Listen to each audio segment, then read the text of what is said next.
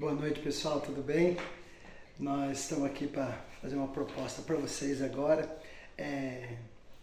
Nós chegamos numa fase da nossa vida que nós resolvemos viajar e eu já estou aposentado, a Adriana já vai se aposentar também, ela faz home office e a gente descobriu umas maneiras de ter acesso a promoções de passagens aéreas. A gente também está construindo um motorhome, logo a gente vai mostrar para vocês. A gente quer viajar, né? A gente já está ficando maduro, enquanto a gente tem saúde a gente quer viajar. E aí, quando a gente está na viagem, a gente começa a fotografar, a gente começa a filmar e como armazenar tudo isso, né? Aí nós decidimos colocar isso no YouTube. Por quê? Primeiro que fica guardado lá, segundo que alguém pode gostar das experiências que nós passamos, que quer ir para os mesmos destinos que a gente vai e usar os nossos perrengues para não cometer os mesmos erros que a gente, usar nossos acertos como referência e eu penso que isso vai ajudar alguém. Já pedimos desculpa pela qualidade do vídeo.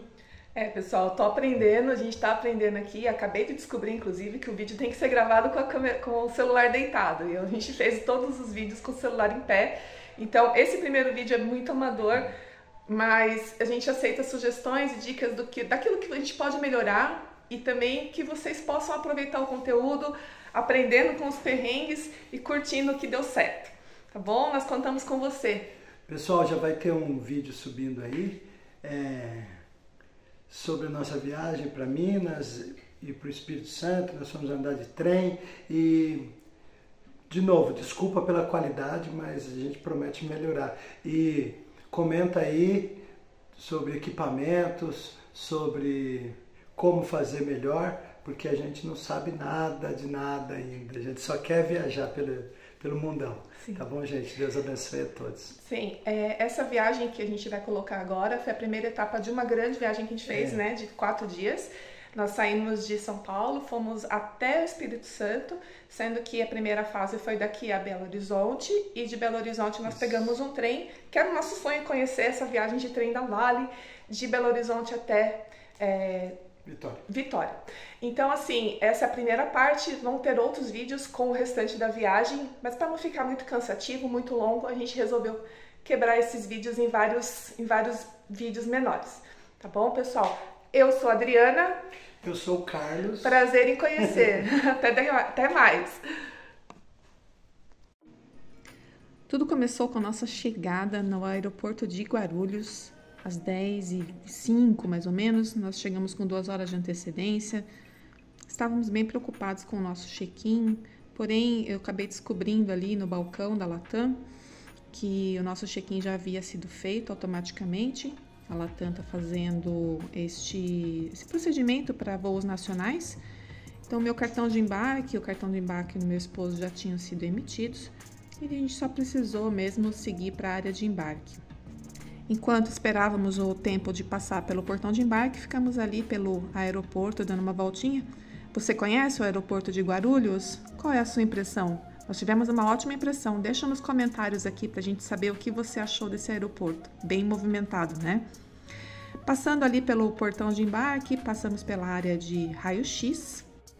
Passando ali pelo raio-x, né? Foi bem tranquilo. Somente precisamos tirar nossos celulares e relógios, passar pelo detector e chegamos ali na área de embarque. Ficamos contemplando um tempinho ali, o pátio com os aviões.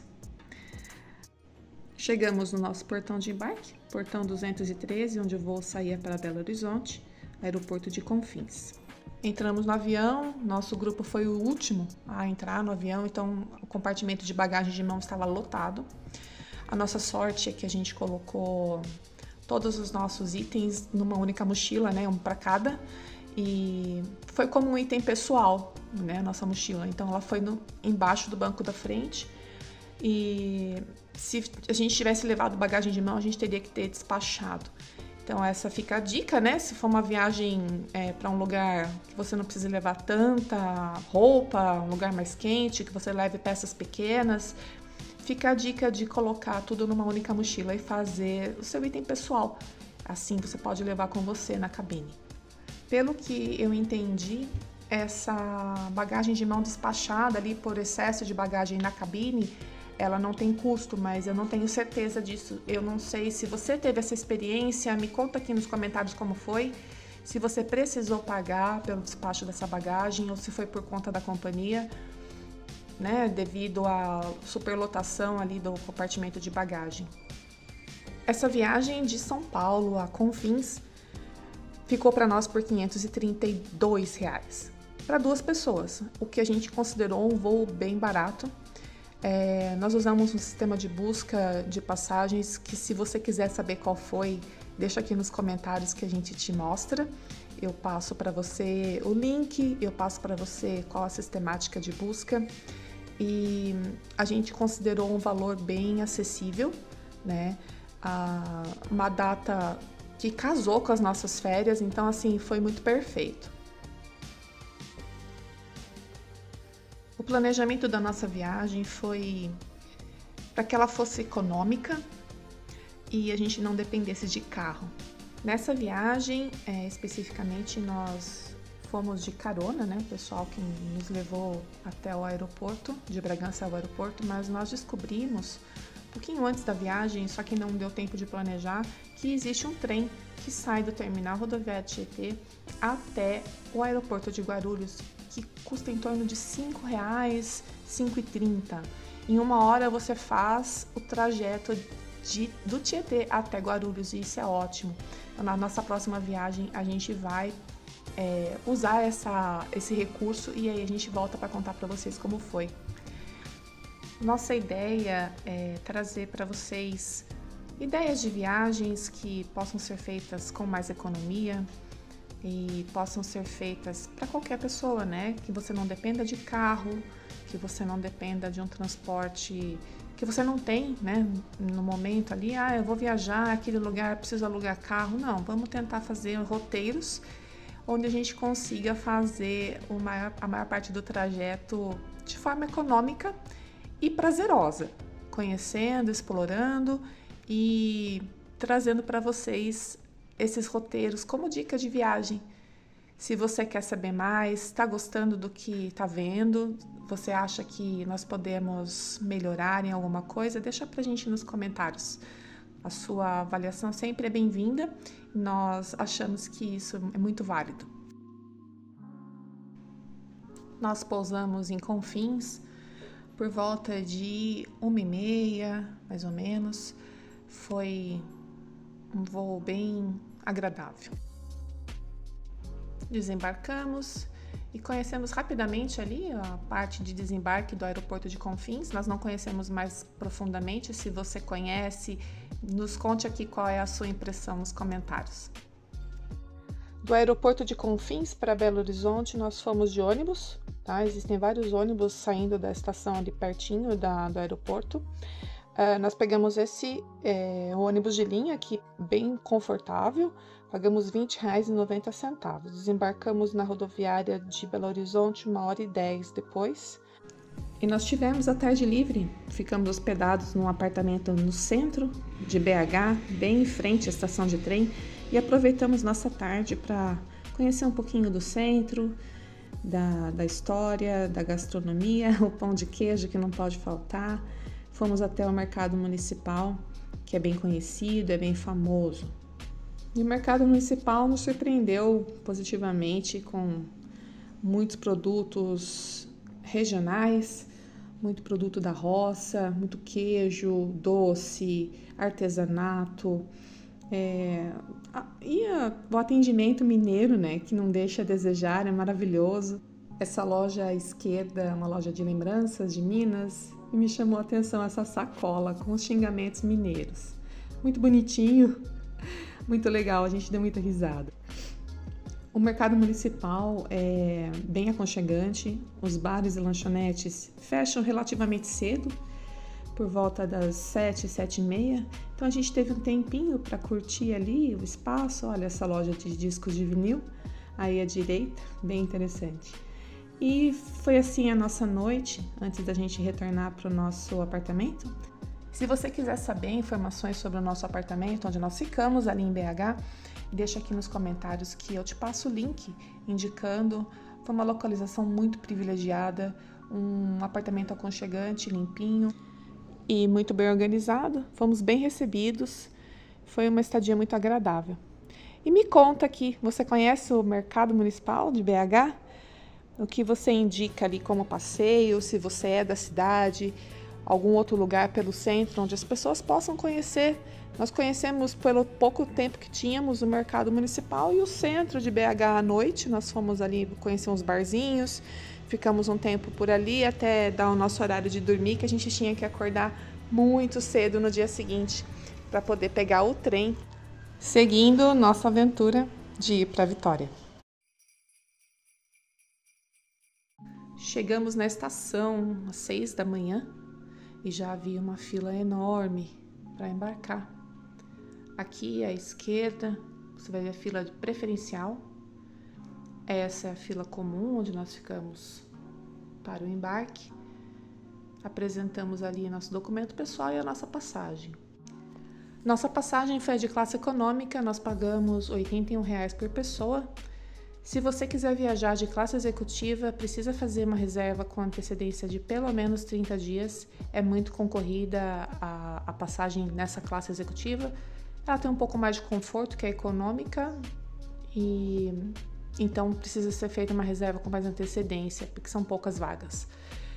Eu apresentei física, né? Imprimi a minha passagem, porque eu estava com receio de não passar pelo leitor de QR Code, a forma eletrônica no celular.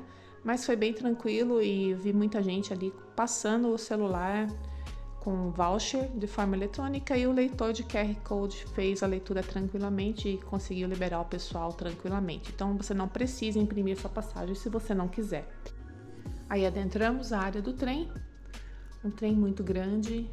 Esses vagões foram recentemente adquiridos, então são vagões novos, bem estruturados, bem confortáveis. Nós passamos aí pelos vagões procurando o nosso, que era o 23, da classe econômica. E aí está o vagão 23. A nossa impressão ao entrar no trem é que ele é bem confortável, tem o bagageiro ali em cima, tem TV com a programação, um espaço bom para as pernas, consegue cruzar, consegue viajar com bastante espaço, a bandejinha que desce ali para você fazer sua refeição ou para usar seu computador, tem tomada de energia, não tem Wi-Fi no trem, mas o sinal 4G pega em quase todo o trajeto. E aí o trem partiu, 7 horas pontualmente. Esse trem passa por várias cidades de Minas Gerais e algumas cidades do Espírito Santo. Então, tem muitos passageiros que pegam o trem ali em BH para descer em outras cidades que não seja Pedro Nolasco. Então, esse trem faz várias paradas. Mas é uma viagem bem prazerosa, apesar de ser uma viagem longa, com paisagens muito bonitas, com um serviço de bordo de qualidade, lanchonete, banheiros, tudo muito limpo, tudo muito organizado, conforme nós vamos te mostrar durante esse restante de vídeo. E ao mesmo tempo que sai esse trem de Belo Horizonte para Vitória, sai um trem de Vitória para Belo Horizonte no mesmo horário. E em determinado momento da viagem, a gente faz uma paradinha para poder encontrar o trem, né? Ele passa por nós durante o trajeto. Como nós acordamos muito cedo, nós não tivemos tempo de tomar café e já na sequência a gente já seguiu ali para a lanchonete para fazer o nosso desjejum. Essa viagem de trem é belíssima, são paisagens muito lindas. Até peço desculpas porque o vidro estava um pouco sujo e talvez você não tenha uma impressão tão realística do que a gente viu ali, por isso que eu recomendo que você faça essa viagem. Essa viagem, ela passa por uma região chamada de Quadrilátero Ferrífero, que é localizado no centro-sul de Minas Gerais. Ao longo da ferrovia, nós podemos observar muitas áreas de mineração, incluindo algumas minas que são famosas ali na região, a mina de Águas Claras, que é uma das maiores minas de minério de ferro a céu aberto do mundo, que está localizada ali próximo a Belo Horizonte, mina de Conceição, que é outra grande mina de minério de ferro, mina de Cauê, que é localizada em Itabira, um dos principais polos de mineração de ferro em Minas Gerais, e é onde começa a história da Vale. E também tem a mina do Pico, que é situada também em Itabira, e outras minas menores e projetos de exploração ao longo do trajeto, principalmente na região central de Minas Gerais. A construção da estrada de ferro Vitória-Minas, no início do século XX, se deu pela necessidade de escoar o minério de ferro da região para o Porto de Tubarão em Vitória, para exportação. E dessa forma, a gente entende que a presença da mineração é totalmente ligada à história e ao funcionamento dessa ferrovia. E temos aí o Rio Doce que nos acompanha em todo o trajeto, desde Minas até Espírito Santo. A proximidade entre a ferrovia e o Rio Doce não é coincidência. Historicamente, o Vale do Rio Doce ofereceu o caminho natural para a construção da ferrovia, e isso facilitou o traçado em muitas áreas. E é notável a relação entre a ferrovia e o rio ao longo de toda a viagem. Saímos da lanchonete com direção ao nosso vagão. Esse é o escritório administrativo, fica no vagão central, ali perto do restaurante. Esse vagão que você está vendo agora é o de portador de necessidades especiais, bem equipado. Aqui à direita o banheiro, com acessibilidade. Esse é o carrinho do serviço de bordo, eles estavam servindo café da manhã dentro do vagão e também anotando os pedidos de almoço. Essa ferrovia é uma das poucas que ainda oferece serviço de transporte de passageiros em longa distância. E como ela passa por diversas cidades, ela faz uma conexão única entre as comunidades da região e proporciona para nós experiências incríveis de viagem como essa.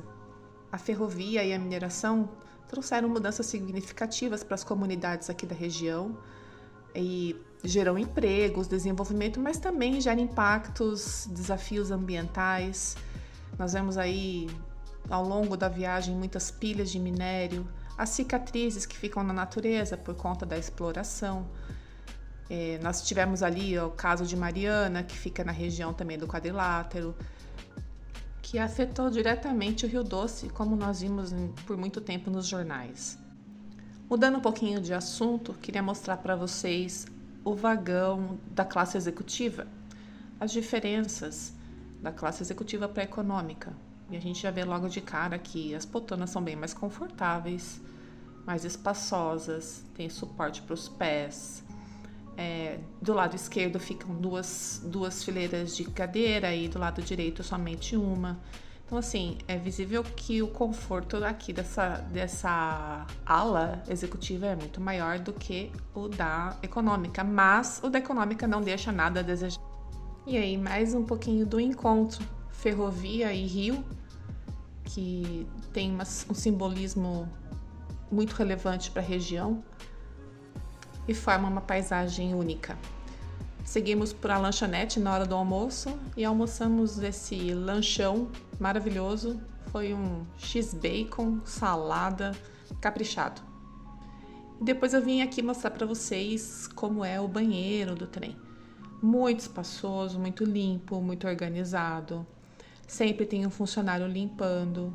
Nos surpreendeu positivamente. Muito bom mesmo.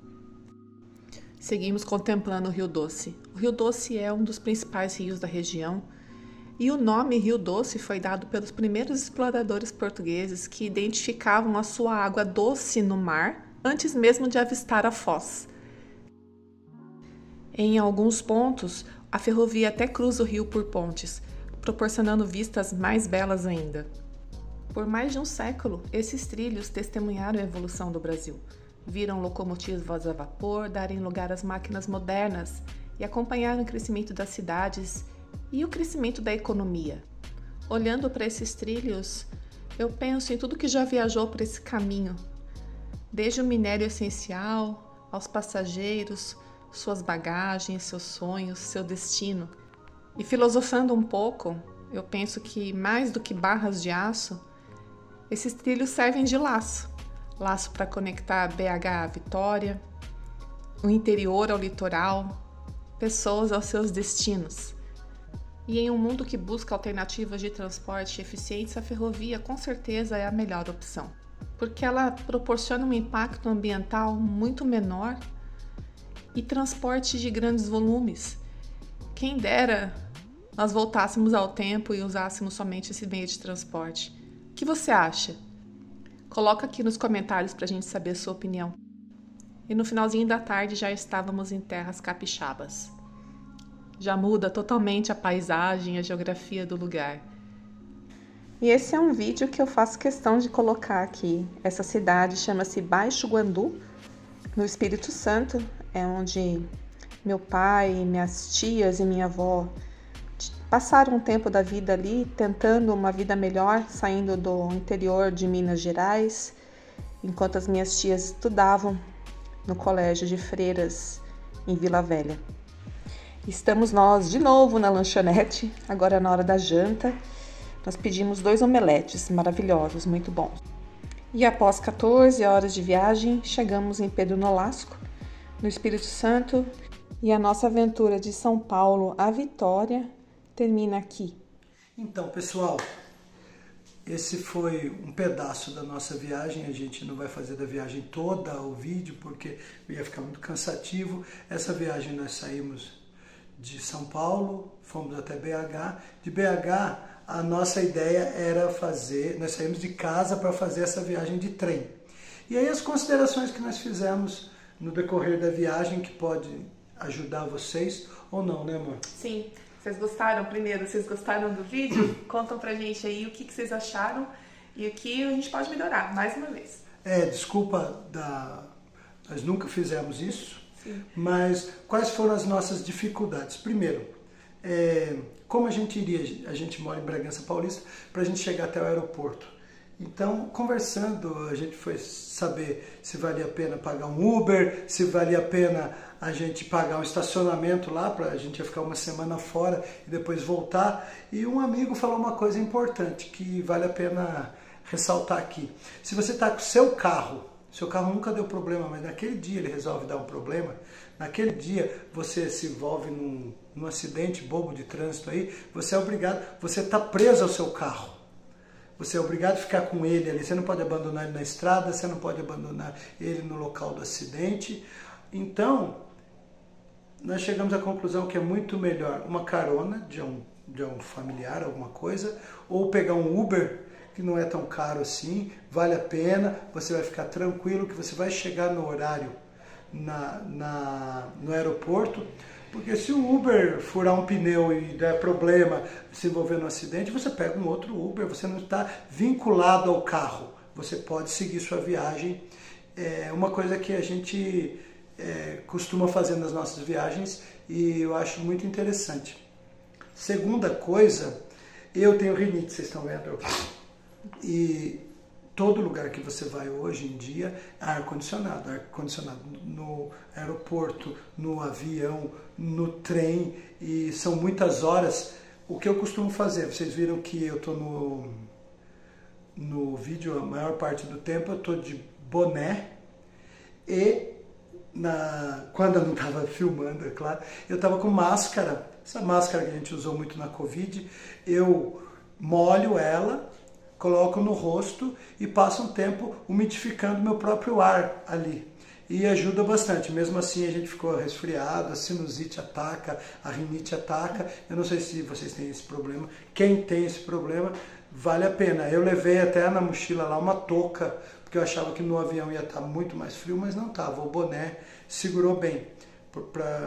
De repente você passa a viagem toda, o turismo todo com dor de cabeça, então com uma crise de sinusite, e isso não vale a pena. Sim. Outro assunto que a gente gostaria de trazer para vocês é a questão da bagagem.